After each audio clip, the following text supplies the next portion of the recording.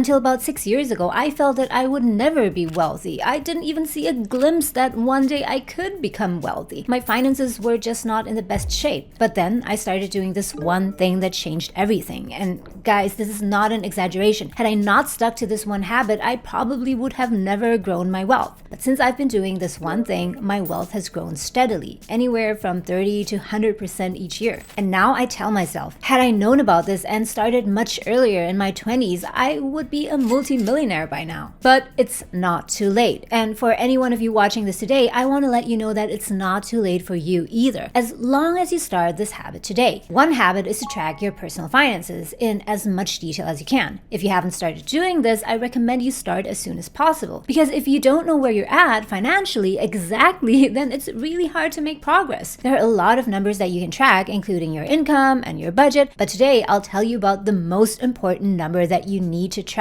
and how doing that can set your financial journey on the path to success pretty fast. So first of all, what does it mean to be wealthy? You could say that wealth comes in many forms, including health, family, and more. But since this is a personal finance channel, we're going to focus on finances. Now, why does being financially wealthy matter so much to us? Being wealthy is not just about a number, about money and riches. For most people, wealth is about what it can afford us. If we have some level of wealth, we can have a peace of mind. Although you could argue that too much wealth can create its own problems if not managed well. But I don't think that this is a problem for the majority of us here. And also, when you're wealthy, it's often easier to take care of those little problems that are solvable with money, like fixing a broken car immediately, or hiring someone to take care of home repairs. And most of all, being wealthy allows us to easily take care of the people we love the most. So I'm not saying that being wealthy fixes everything, but it can make life easier in many ways. Now, if you're on board with that, the next important question would be, what does it mean to be financially wealthy? Someone could have a $200,000 per year income, but if they live paycheck to paycheck because of a jet-set lifestyle, then they're not really wealthy, are they? Or someone could own an $800,000 home, but if they have a $700,000 mortgage plus $80,000 in credit card debt, are they wealthy then? For many people, wealth is an ambiguous word, and they're not quite sure what they really mean by it. And right here's our first problem. How are you going to become wealthy when you don't really know what you mean by it? So let's first start by defining wealth.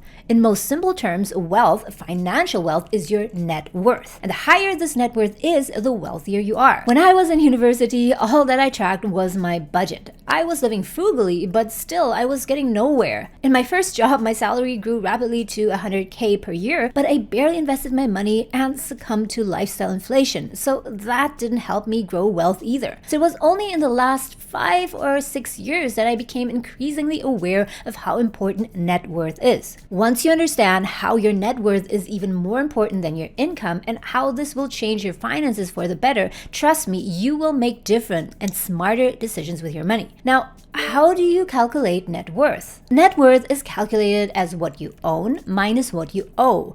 What you own are your assets. This includes everything from your home, your car, cash, investments, and so on. But you may or may not own these things outright, like in the case of a mortgage. So to calculate your net worth, you need to subtract what you owe, your liabilities, including your mortgage, car loan, credit card debt, and any other loans. Let's take another look at our previous examples. Someone could earn as much as $200,000 per year, but if they have 0 assets and 0 liabilities, the person would have a net worth of 0. If they had 0 in assets but $10,000 in liabilities, then their net worth would even be negative. In another example, someone could have a house worth $800,000, but that's their asset. If their mortgage is $700K plus $80K in credit card debt, so their liabilities are $780K, then their net worth is actually only $20,000. $800,000 minus $780,000. Now, someone could just have a modest income of $50,000 per year but accumulated a net worth of $800K. For example, if their assets are $850K and their liabilities are only $50K. So you see how only judging how wealthy someone is based on income alone can be misleading? The thing with income is that is money that rolls in, usually on a bi-weekly or month-to-month basis. In most cases, you need to be working unless it's passive income. So keep that income income coming in. Then, depending on what you do with that income, it either disappears in a flow of consumerism, or if you save it, contributes to your net worth. Your net worth, on the other hand, can grow on its own even if you do nothing, provided, of course, you've invested your money well. And right here is the key for why net worth and increasing your net worth is so important. The size of your net worth will determine your financial freedom. With one caveat though, which I'll get into later. By the way, guys, if you don't mind sharing, let me know in the comments below what you would like your net worth to be. Financial freedom is all about living your desired life without worrying about money. When you rely solely on your income, there's always a risk that it could dry up. You could lose your job, face unexpected expenses, or encounter other financial setbacks. When you have a high net worth, and if it's well invested, it can generate income on its own, cover your expenses, and give you the freedom to make life choices without relying solely on a paycheck. Let's look at these simple examples here. If you have a net worth of $10,000 at an average return of 8% per year, that will grow to $20,200 after 10 years. If you have a net worth of $100,000, that would grow to over $220,000 in 10 years. But if your net worth is $1 million, at the same rate of return, it will grow to $2.2 million after 10 years. So you get a sense of how much easier your financial life will be once you have a larger net worth. Your net worth forms the base for the magic of compounding. And note, guys, the same is true for assets. The larger your assets, usually the larger your compounding base and the larger the growth you'll see. However, we don't want to fall into the trap of just having a lot of assets but an equal amount of debt, because then the interest we pay on the debt may negate all of the earnings. And also, here's one caveat. The type of net worth you have matters. Say your net worth is $1 million, but it's all locked up in that house that you own outright. If that's your situation, it means that you do not have any liquid assets, meaning cash to pay your bills. You can't eat your home after all. Also, your home usually doesn't generate any cash flow or income, unless of course if you rent out a room in it. So if you want your net worth to contribute to your financial freedom, it's important that a significant part of it are assets that either generate income, for example stocks or ETFs that generate dividends, or assets that you can sell for capital gain. So the higher your net worth is, in general, the more financial freedom you have. But your next question might be, so how can I increase my net worth? Based on my experience, the most important thing you need to start doing is to start tracking your net worth. This is the habit that I'm talking about, guys. If you don't know where you are in your journey, it's really hard to make progress. So first, simply start by calculating your net worth. I am thinking of making a template for this, and by the way, let me know in the comments down below if this would be something useful to you. But for now, just calculate it in your notes, on your phone, or even on a napkin. On one side, list all your assets and then add them up. Let's say that's 50,000.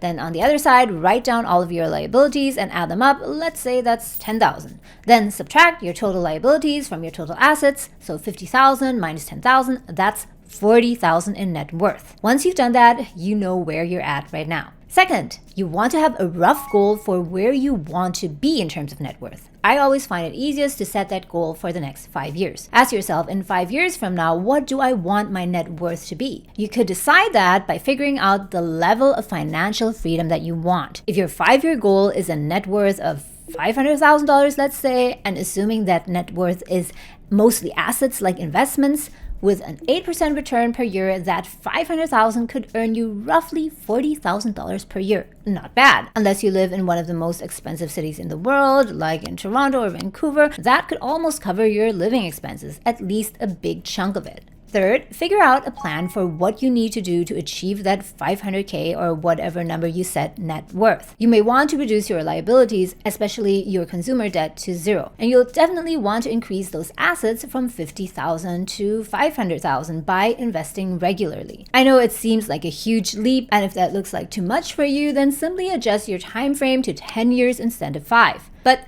don't underestimate yourself. When you really know what you want and what it takes, your mind can come up with wildly ambitious plans to make it happen. At least that's what happened to me. Once I set my net worth goal and had a clear picture of where I was, I started working like crazy. I started trying different things, eventually becoming a content creator to increase my income. And I stashed every cent I could into the stock market and into Bitcoin. Fourth, as I mentioned earlier, it's extremely important that you track your net worth. Definitely every year, but even better every month. So why do I recommend doing this often? Because it's crazy motivating.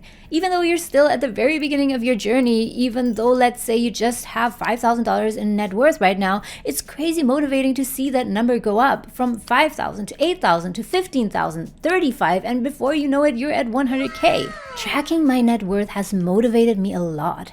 I was no longer lost with my finances and wandering in the dark, not knowing what I'm doing. Instead, I knew exactly where I was, even though I wasn't happy about it. I knew where I wanted to go and what it took to get there. It was like a game where with every $10,000, with every 100K, I got an adrenaline rush. Each time I reached a new level, I became more and more confident that I could become wealthier faster. Now, as you may have noticed, guys, essential step in increasing your net worth is growing your assets. And if you ask me, you won't be getting anywhere by just saving money or by putting your money into bonds to earn 4% or what. To grow your wealth faster, you need to be smart about investing. In case you haven't started investing yet or are looking for a great investment platform for beginners, then you might want to check out Wealthsimple. I've been using Wealthsimple for about 5 years now, and I love it because it's so simple to use, and especially because there are no trading fees for stocks and ETFs. And now you can even invest in physical gold on Wealthsimple. Just in case you're interested, I left my referral link down below. If you use that to sign up, you can even earn a $25 bonus by depositing just